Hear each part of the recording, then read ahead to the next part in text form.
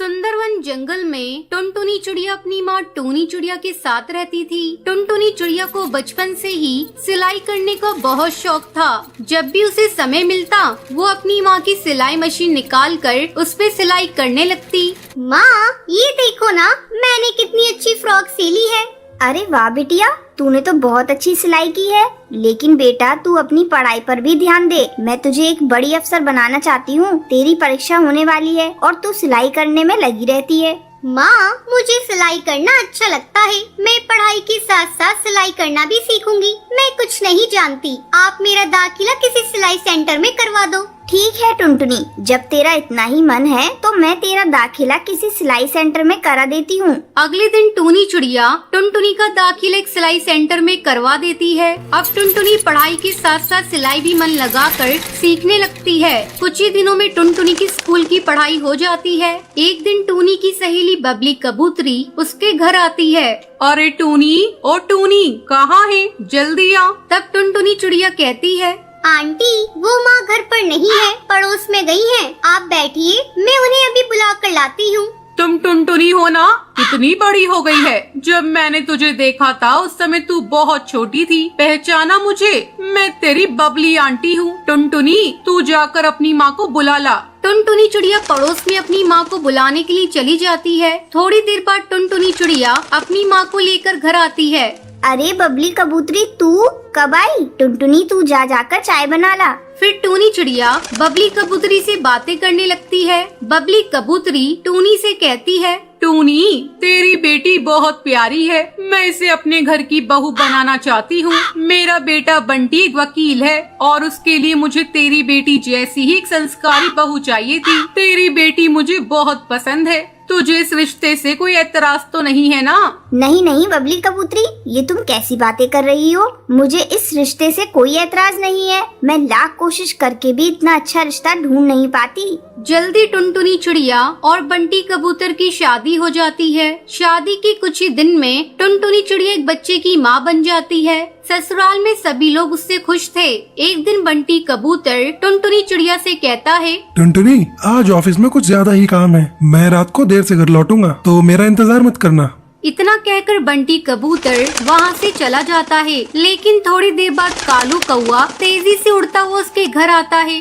गजब हो गया टुनटुनी बहन। जब बंटी कबूतर अपने ऑफिस जा रहा था तब एक बाज ने उस पर हमला कर दिया, जिसमें उसकी मौत हो गई। इतना सुनते ही टुनटुनी चिड़िया रोने लगती है।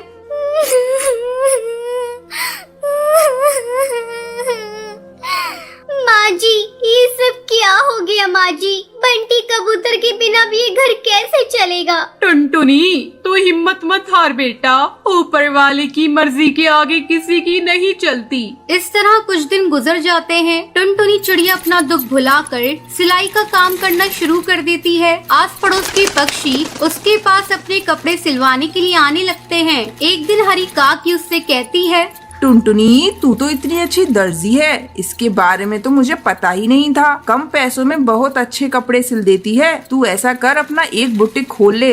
हाँ काकी, आपका सुझाव बहुत अच्छा है। मैं जल्दी ही अपना बुटीक खोलूंगी, लेकिन इसके लिए पहले मैं माँ जी से इजाजत लूंगी। हरी काकी के जाने के बाद टुनटुनी चिड़िया अपनी सास से बुटीक खोलने की इजाजत मांगती है। माँ जी क्यों ना मैं अपना एक बुटीक खोल लूं, इससे अच्छी कमाई हो जाएगी। ठीक है टुनटुनी, तुझे जो अच्छा लगे वो कर। तू अपने बुटीक का अच्छे से काम कर, मैं तेरे बच्चे को संभाल लूंगी। जल्द ही टुनटुनी चिड़िया अपना बुटीक खोल लेती है। अब उसकी कमाई पहले से दुगनी हो गई थी। इस तरह टुनटुनी चिड़िया खुशी खुशी अपनी जिंदगी बिताने लगती है। टुनटुनी नाम की धोबन अपने पति बंटी के साथ धोबी घाट पर काम किया करती थी। टुनटुनी और बंटी की जिंदगी में खुशियों की कोई कमी नहीं थी। उनके पास जितना अनाज होता था वो उसमें गुजारा कर लेते थे। एक दिन बंटी अपनी पत्नी टुनटुनी को कहता है, टुनटुनी जब से तुम मेरी जिंदगी में आई हो मुझे ऐसा लगता है मेरे सारे दुख और दर्द कहीं चले गए हैं। हाँ जी, ये तो आपका बड़प्पन है। मैं तो आपसे शादी करके बहुत सुखी हूँ। बस मेरी जिंदगी में एक ही कमी लगती है, काश वो भी हो जाए। इतना ही कहकर टुनटुनी चुप हो जाती है। टुनटुनी मुझे पता है तुम किस बारे में बात कर रही हो, लेकिन नसीब के आगे किसका चला है? भगवान जो चाहता है वही होता है।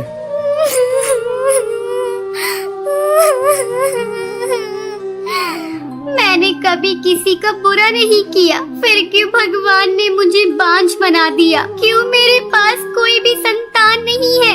मैं हमेशा से ही दूसरे के बच्चों को खिलाकर अपना दिल बहला लेती हूँ, लेकिन मेरा भी मन करता है मेरी खुद की संतान हो जो मुझे माँ कहकर बुलाए। टुनटुनी, तुम परेशान क्यों होती हो? कोई नहीं, भगवान ने चाहा तो हमारे पास भी संतान होगी। चलो अब अपना काम करते हैं। कुछ कपड़े धुलने के लिए पड़े हैं, उन कपड़ों को धो लेते हैं। हाँ जी, आप सही कह रहे हैं। चलिए, काम तो करना ही है। टुनटुनी जाकर कपड़ों का गट्ठा खोलती है और उसे देखकर रोने लगती है।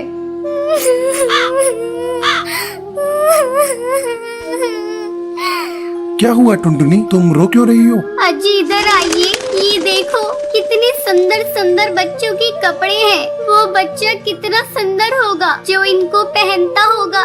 मेरे घर में भी अगर कोई बच्चा होता तो मैं भी उसको ऐसे ही सुंदर सुंदर कपड़े पहनाती। उन कपड़ों को देख टुनटुनी की आँख के आंसू मानो रुकने का नाम ही नहीं ले रहे थे। टुनटुनी, तुम अपना दिल छोटा मत करो। भगवान जो भी करता है अच्छे के लिए करता है। अब जो उसने सोचा है वही होगा। चलो कपड़े धोते हैं। फिर वो दोनों कपड़े धोकर सुखा देते हैं और शाम को घर आ जाते हैं। फिर अगली सुबह दोनों घाट पर जाते हैं, जहाँ उन्हें बच्चे की रोने की आवाज आती है। बंटी, ये आवाज कहाँ से आ रही है? मुझे लगता है उधर जो कपड़े पड़े हैं उनमें से आ रही है। चलो वहाँ पर चलकर देखते हैं। टुनटुनी बंटी वहाँ पर जाते हैं। फिर जहाँ से उन्हें बच्चे की रोने की आवाज आ रही थी, वहाँ कपड़ों का एक गट्ठा रखा था। फिर टुनटुनी थोड़े कपड़े हटाकर देखती है। अजी ये देखिए, इन कपड़ों में तो कोई बच्चा लिपटा हुआ पड़ा है। टुनटुनी बच्चे को देखती है। वो एक बहुत ही प्यारी चिड़िया थी। अजी ये कितनी सुंदर चिड़िया है। कौन इतनी प्यारी चिड़िया को यहाँ पर छोड़ गया है? पता नहीं कैसे कैसे पक्षी है। कोई बच्चे को तरसता है तो कोई बच्चे को छोड़कर चला जाता है। खैर जो भी हो, अब से ये बच्ची हमारी है। हो सकता है भगवान ने तुम्हारी सुन ली हो और ये बच्चा तुम्हें दे दिया हो। फिर बंटी जैसे ही बच्चे के नीचे पड़े कपड़ों को उठाता है तो वो देखता है उसके नीचे बहुत सारे पैसे पड़े थे। अजी ये इतने सारे पैसे इस बच्ची के साथ कौन छोड़ गया? शायद जिसने इस बच्ची को छोड़ा है उसने ही इसकी परवरिश के लिए पैसे छोड़े हैं। पर कोई ऐसा क्यों करेगा? मेरी तो समझ में नहीं आ रहा है कि कोई ऐसा क्यों करेगा। लेकिन कोई ऐसा करके गया है। चलो ये पैसे इस बच्ची के लिए ही है, तो बच्ची के काम ही आने चाहिए। टुनटुनी और बंटी बच्ची को घर ले जाते हैं और बच्ची को अच्छे अच्छे खिलौने लाकर देते हैं और बहुत अच्छा खाना भी खिलाते हैं। बच्ची भी अब धीरे धीरे बड़ी होने लगती है। एक दिन टुनटुनी बंटी से बोलती है, अजी अब हमारी बच्ची बड़ी होने लगी है, हमें इसको अच्छे से स्कूल में पढ़ाना चाहिए क्योंकि ये बहुत ही चतुर है और कितनी सुंदर लगने लगी है। टुनटुनी, चाहता तो मैं भी यही हूँ, इसको अच्छे से अच्छे स्कूल में पढ़ाना। लेकिन तुझे तो पता ही है हमारी इतनी कमाई नहीं होती कि अपनी बेटी को अच्छे से स्कूल में पढ़ने के लिए भेज दें। लेकिन कुछ भी हो, मैं अपनी गुड़िया को उस स्कूल में जरूर पढ़ने भेजूंगा और एक अच्छी चिड़िया बनाऊंगा।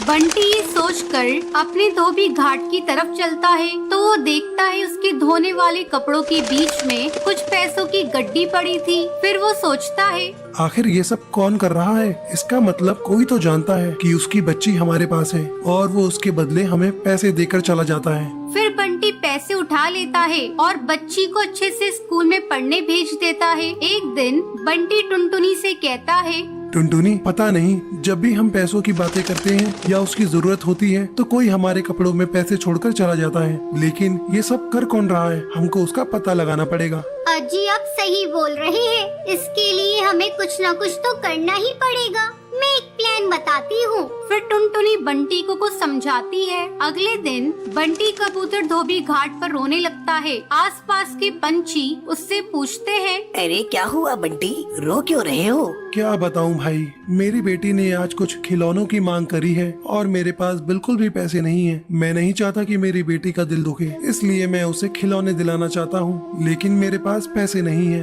अरे कोई बात नहीं बंटी, तो तेरे पास थोड़ा बहुत पैसा है उसी से अपनी बेटी को खिलौने दिला दे। वो छोटी है, ऐसे ही खुश हो जाएगी। इतना कहकर सब पंछी वहाँ से चले जाते हैं। फिर रात होने पर टुनटुनी और बंटी देखते हैं एक पक्षी उनके कपड़ों के पास कुछ रखकर जा रहा है। टुनटुनी और बंटी उसे पकड़ लेते हैं। अरे भाई भाई, अरे तुम कौन हो और क्यों हमें हमेशा ऐसे ही पैसे देकर चले जाते हो? अगर तुमको बच्चा पालना ही था तो तुम खुद क्यों नहीं पाल लेते? ये सुनकर कालू कौवा रोने लगता है और रोते रोते बोलता है, मैं और मेरी पत्नी बहुत अच्छे से रहते थे।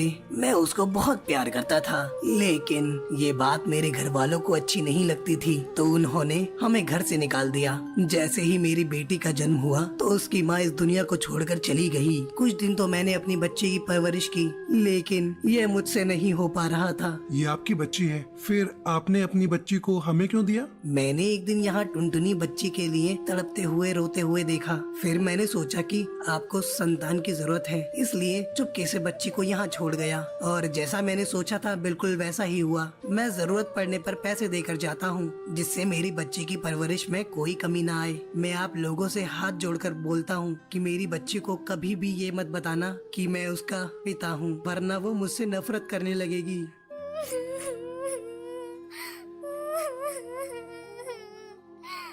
ठीक है भाई साहब, पर मैं आपसे ये कहना चाहती हूँ, आपने एक बांझ की सोनी गोद को भर दिया है, तो इस पर जितना हक हमारा है उतना आपका भी है, और आप कभी भी इससे मिलने आ सकते हैं। फिर कालू कौवा और बंटी इस बात से सहमत हो जाते हैं और अगले दिन बच्ची के पिता को अपने घर पर दावत के लिए बुलाते हैं। और फिर ऐसे ही टुनटुनी, बंटी और उनकी बच्ची और साथ ही साथ बच्ची का पिता सब मिलकर खुशी खुशी रहने लगते हैं।